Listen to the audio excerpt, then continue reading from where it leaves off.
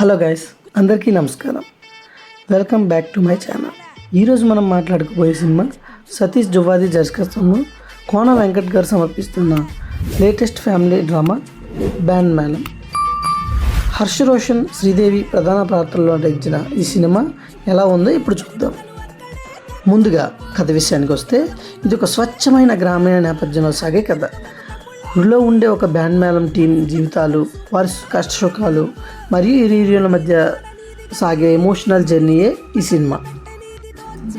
విజయ్ బుల్గానిన్ అందించిన సంగీతం ఈ సినిమాకి ప్రధాన ఆకర్షణ. ఇక సినిమాలో ప్లస్ పాయింట్స్ విషయానికి వస్తే హర్ష రోషన్ తన పాత్రలో చాలా ఒదిగిపోయాడు. శ్రీదేవి తన పెర్ఫార్మెన్స్తో ఆకట్టుకుంది. సాయి కుమార్ గారి నటన సినిమాకి మంచి వెయిట్ ఇచ్చింది.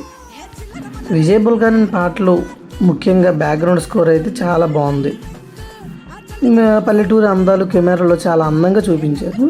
ఇక మైనస్ పాయింట్స్ విషయానికి వస్తే సినిమా సెకండ్ హాఫ్ కొంచెం నెమ్మదిగా సాగినట్లు అనిపిస్తుంది. కొన్ని సీన్లు మనం ముందే ఊహించగలిగేస్తాం. ఫైనల్గా చెప్పాలంటే కొత్త కథ ఏమీ కాదు. హ్యాండ్మ్యాన్ ఒక క్లీన్ ఫ్యామిలీ ఎంటర్టైనర్. ఎమోషనల్, మంచి మ్యూజికల్ ఇష్టపడే వారికి తప్పకుండా ఒకసారి చూసేయచ్చు. ఈ సినిమాకి నా రేటింగ్ అయితే 2.75 అవుట్ ఆఫ్ 5. మరి మీరు ఈ సినిమా చూసారా? మీకు ఎలా అనిపించిందో కింద కామెంట్ సెక్షన్లో రాయండి. మరిన్ని మూవీ రివ్యూస్ కోసం మన మూవీ రివ్యూ ఛానల్ని ఇప్పుడే సబ్స్క్రైబ్ చేసుకోండి. పక్కనున్న బెల్ ఐకాన్ని ఆన్ చేసుకోండి. జై హింద్.